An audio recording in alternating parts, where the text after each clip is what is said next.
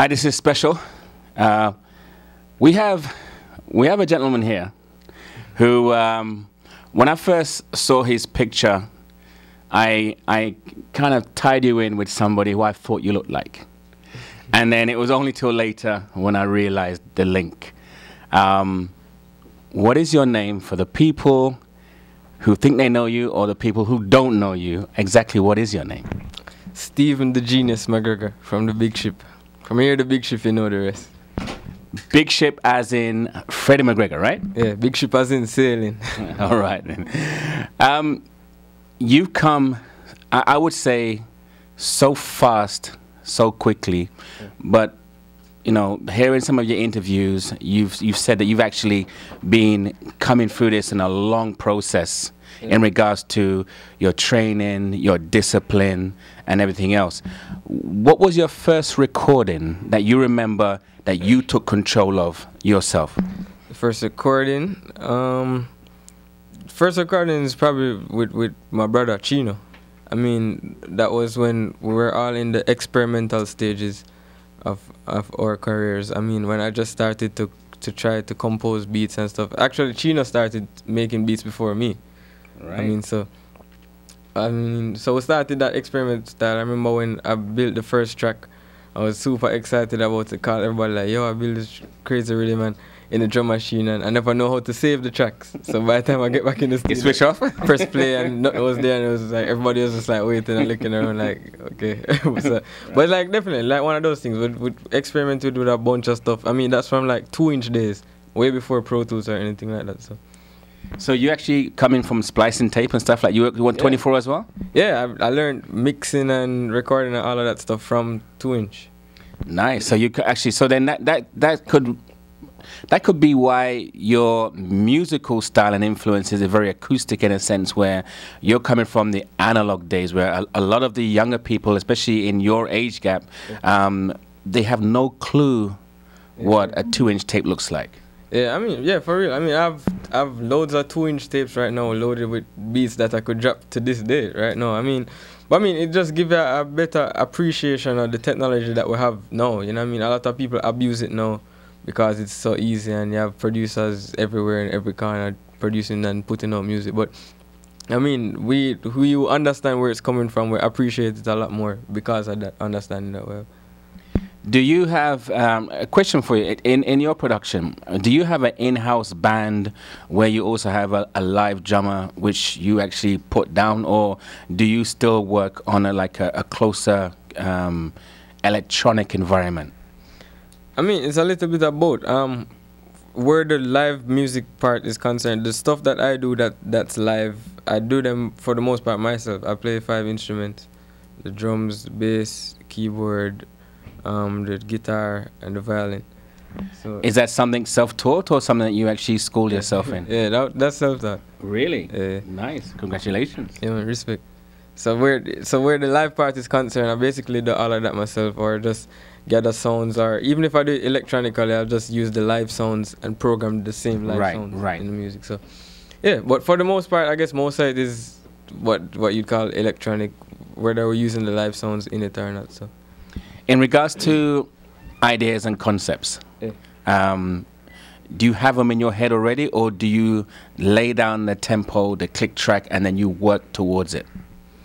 For the most part, it's usually just a spur of the moment type of thing. I mean, I work my best when I go in the studio with no idea at all what I'm going to do. I mean, just go in there and just vibe out, play with the sounds and stuff, and the rest is history. I mean, for the other part, sometimes I get melodies before, or whoever has the idea, or you know what I mean, the melody will just come to you sometime, and then we'll just come from there and just go in the studio and lay it out. But for the most part, it's just me being in the studio, just messing around and fooling around with stuff. That's where the hits usually come from. You're known as a producer, and now you're also known as an artist, a performing artist. Is that something that you had intention of doing from the beginning, or is it something that you just fell into, or you may have seen people and you like, for example, as a producer, you kind of coach them on how they should sing and how they should pitch and whatever the case. Did you see it that you could have done equal or better or whatever? What was your reasoning to come from behind the desk and in front of the microphone? All right, well, it was a funny story. I actually started out, I started doing music at 5 years old. Actually started out as an artist. All right. DJ. The person that you saw came in here a while ago, right? Barry Clark. Yes. He was one of the main persons who was recording me at that time. I had a track called School Done Rule. At what age? At 5. 5. It's on iTunes right now. You have it still? Yeah, it's on my computer. But all it's right. on YouTube and all of that stuff. But that was like at 5. It was done for like this compilation called Reggae for Kids. Okay. It's like a all kids album, like young kids like myself at that time. And started from there, and it did a lot of stuff. I mean, it was released on those compilations. It was released in Africa and places like that. And then so from there, because I guess that went well. So from there we did a couple more things. We did like 14 tracks at that time. Really? So yeah, I mean, but I ventured into the production part of it because at that point I was more comfortable being behind the scenes. You know what I mean, and experimenting with the sounds and the whole technological part. That was my thing, really. No, more recently now, right? It basically came back full circle. Yeah, I mean, a bit of what you said. I mean, from showing the people and kind of instructing and guiding the persons as to what to do. I mean, and what happens is most of the times when I build tracks, I usually come up with ideas. Like most of the rhythms that I make, I usually come up with ideas and demo them and give them to people. A lot of the tracks out there now are stuff that I demoed and give to artists and stuff like that. Right. So I mean, that's kind of where that came from. I mean, we did the song. I mean, started off and did songs with Chino. Did a couple songs with Chino. Did the song with Cartel after that. And all of those were just demos, and ended up just using them as the actual vocals and putting them out. So. In regards to production, you play a lot of instruments. Yeah. What is the sweetest? What is the instrument that you play that makes you really put a lot of energy in playing it itself? Wow, I mean, I don't think I have a personal favorite, but I mean, in all honesty, I spend most some of that expresses you. Like, you know, most instruments, there's no lyric to an instrument, it's an emotion. Which one, when you play, brings out that what you're trying to put out? Well, I spend most of my time on the keyboards. Okay. Naturally, because I mean, that's the main thing I use in the studio. No, you know what I mean. So I guess that's the instrument that I would say now I use to bring out all of those things that's going on in my head right now. But I mean, same thing with the drums is a mental thing when you're playing the drums and those type of thing, and same vibes with the guitar and stuff. But I spend most of my time with the keyboard, so I guess I would say the keyboard right now. In regards to dancehall, one drop, roots, reggae, which one of those genres do you feel more comfortable in?